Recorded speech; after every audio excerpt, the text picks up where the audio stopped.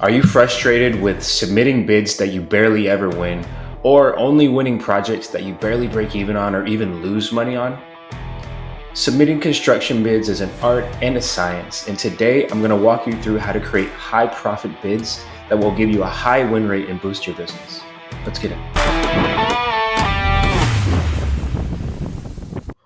All right, so going to create a quick presentation here on the secret to winning bids. A lot of factors that go into it. It's not really a secret. The whole process is actually you know, the secret. There are a lot of these things. There is no secret, even though it feels like there is, but it's a bunch of moving parts that you have to get right. So I'm going to take you through those parts real quick here. So it's not a huge mind map today. Fortunately, it should be a quick video for you. So first branch of winning bids is understanding your client.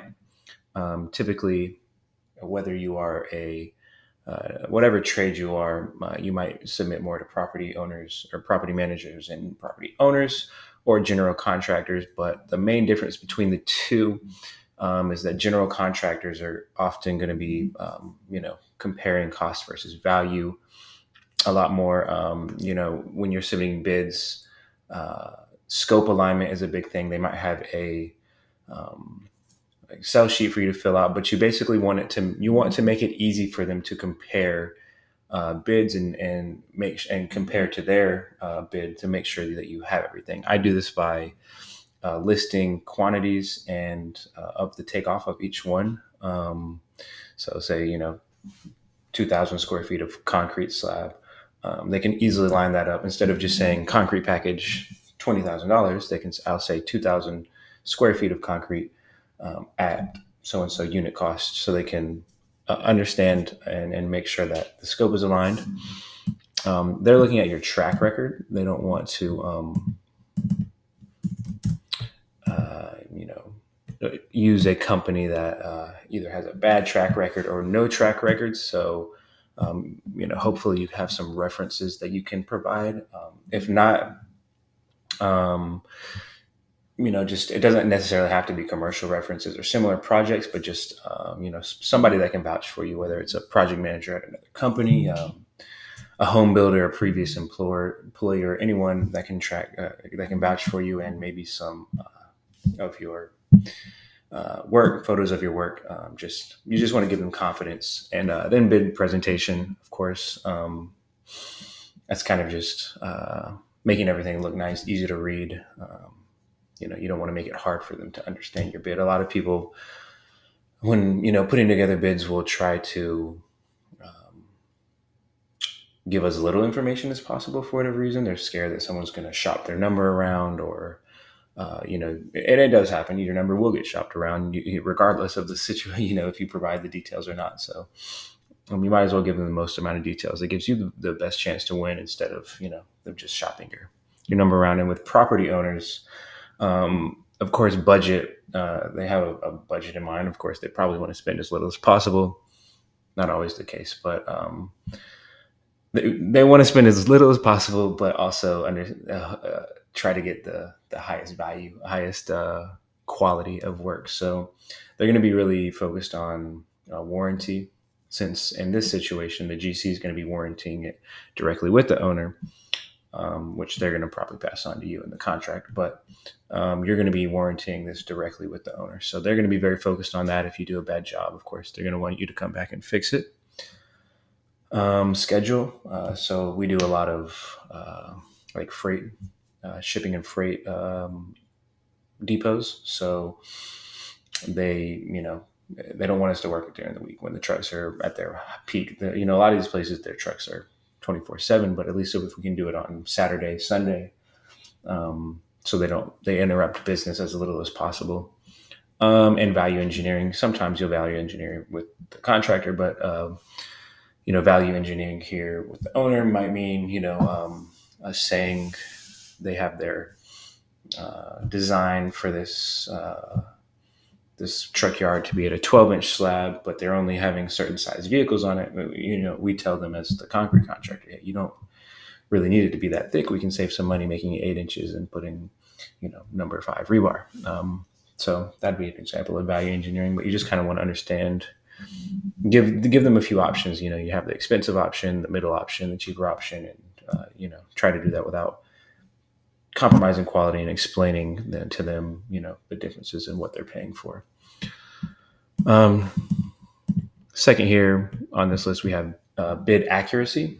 So, um, material costs. Of course, you want to be accurate for your own purposes, but you want to be, you want to line up with their cost as well. So, material cost, subcontractor cost, equipment cost, labor cost, all that you want to have as accurate as possible. You want to communicate that to them. Again, for material cost, I always put a percentage of waste and have your, materials lined up. So of course, you know what you're paying. If you don't have, a supplier in the area, just kind of search around, and you just don't want to get caught in a situation where you end up paying more than you accounted for. Generally, it's not going to be a huge issue if you're only working local. Equipment cost, I will always build in a day rate for equipment costs, even if we own it, because it costs money to to own the machine. It costs money to maintain the machine. And that's one way that, you can build that into your overhead, understanding your overhead, or you can put it on the job. Kind of depends on what you want to do. Subcontractor costs here, if you are going to sub work out, have multiple options. Don't go in with no options. Of course, have those partners that you trust, and communicate clear expectations to them, because, if they think they're doing one thing for this price and you think they're doing another thing, that's only a setup to make everybody fail. Labor cost, this is kind of your, secret sauce as a contractor, is understanding how long it's going to take. I always add a 10 to 20% buffer for slowdowns on the job. There's always going to potentially be other trades in your way, or weather delays, or whatever the case may be. So I put a buffer in there. And then calculating your overhead, like I was talking about earlier, what does your office cost you? What are your, salaried employees cost you? Insurance, financing on the job if you have to finance the material, machinery, truck leases, anything that, financing. So that's the accurate bids. Of course, we can, you as the tradesperson knows whether a bid is accurate or not. So we won't go too deep into that. Next here we have our profit margin. So profit margin is kind of hard to generalize, but basically you're going to know. Of course, you want to have a minimum profit. You want to make as much profit as possible, because that's why you're in business. But at the end of the day, the market's going to dictate, based on your cost, what your profit's going to be. So I would say generally, the two ways you're going to be able to get this market feedback on how your pricing is relationships. So just talking, once you submit a bid with GC, just call them up. See, hey, just say, hey, where did my bid land in this, this project? Was I, high, in the middle? If you really, sweet talk them, you might be able to get them to send you the bids and see exactly where you're at, or where you're high, where you're low. Not only does this give you feedback, but it allows you to say, them to tell you, hey, no, you're really good. We're going to go with your bid into this one. Let's hope we win it. Or B, hey, you were high. You were $10,000 high. If you could come down and match this price, we would love to work with you. A lot of times they're not going to reach out to you to say that, but if you reach out to them, they'll a lot of times give you the opportunity if you're relatively close. And then the win rate. If you have a less than 25% win rate,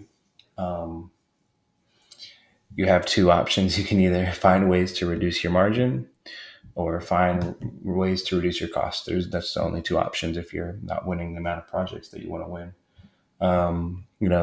Reducing margin would probably be labor cost. That'd be the easiest place. Speed your crew up, get them off the job quicker, give them an incentive to get off the job quicker. Say, hey, if you finish this job in this this is a 3-week job. If you finish it in 2 weeks, we'll give you a so-and-so bonus. And maybe negotiating on your material cost. A lot of this other stuff is fixed. Maybe you have to cut office expense, or, at the end of the day, really labor cost is going to be your main area to reduce. And then you could also reduce your margin if you say you're at 50% and you have some room to spare, then yeah, definitely reduce it. And if you're an over 50% win rate on your projects, you need to increase your margin. A lot of these are the two issues I see. I see companies have this one more often than not, because they go in with a price that they have to win this job. You need to have enough projects coming in that you don't have to win this job. If you win, I would much rather be here than be here, because this one means I'm leaving money on the table. So yeah, if you get anywhere near this, start to increase your margin. And the last kind of category of what it's going to take to create a high performing pre-construction bid process is, of course, your bid submission. You're going to want make it easy, make it clean, make it easy for them to read and understand. For new clients, you're going to want to send a cover letter. You can do this with ChatGPT, of course. Kind of don't make it sound too robotic, but just explaining who you are, why you're would be especially good on this project. Just show that you understand this project a little bit. Give them confidence that you'll be a great subcontractor on the project. You want a detailed cost breakdown. So, like I said, unit pricing, so they can understand what you're providing and how much you're providing it for, so they can compare their bids. That doesn't mean they're always going to go with the cheapest. They just want to be able to compare. Any contingencies on the project. Excuse me. Project timeline. If you, I don't always do this, but if you can, give them phases, especially if it's a larger project. I would say, for me personally, if it's over $1 million, I'm going to kind of, give them a schedule of how I, not necessarily a dollar amount, but if I really want to win a project, I'm going to give them, phases, milestones, kind of how long we expect them to take, or us to take, completion day. That would include weather delays, and also taking into account the other trades, inspections. Just show that you understand the whole process and you want to be a team player there. And then share with them your management team. So who would be managing this project for you, whether it's you or your employees. So PM, APM, superintendent, crew leader. You just want to kind of introduce them to these guys, not introduce them, but on an email, tell them these will be the management team. Say, oh, my PM, Chris, he has a ton of experience on these projects. Here's the list. Kind of similar to the cover letter, but you want to sell them your team as well. Yeah, you could put this on the cover letter. I would just put this on an email. Again, I would put this on an email, the project experience and qualifications. So some similar projects, some references, and any certifications or licenses that would apply, just so they understand. Like for us, for example, we have a pervious concrete license. So if the job requires pervious concrete, we're going to say, hey, we have this pervious concrete license, one of 5 in the state of Georgia. And when they see that, they're probably not even going to know that requires a license. But when they see that, they're going to say, oh, well, I'm going to definitely, use you guys for this, because I know the other subs don't have their license for that. If there's only 5 in the state of Georgia, which there is only 5. Terms and conditions. This will be, if it's with a GC, it's usually going to be dictated by a GCA, 60-day payments, 90-day payments, 30-day payments, whatever. Once you get your foot in the door, you can negotiate with them a little bit, especially if they want to work with you a lot. Say, hey, I need to get my first payment, in 15 days on the job, just for this one, just to be transparent. But typically, 30 days, 60 days is something you're going to have to get used to in the commercial world. And then if you're going with the owner, you have a little bit more wiggle room, or at least a little more, not negotiating power necessarily, but there's a little more flexibility. Now, with that flexibility, that also means it could be worse than 60, 30 days, because you're dealing directly with the owner, but generally they're good to work with, and you can negotiate 15-day payment or net 15 payment. You might even be able to negotiate upon completion. And then last part of a good bid is a follow up. Like I was saying, you can, if you really want to win a job, try to schedule a meeting just to talk about it. Hopefully they have time.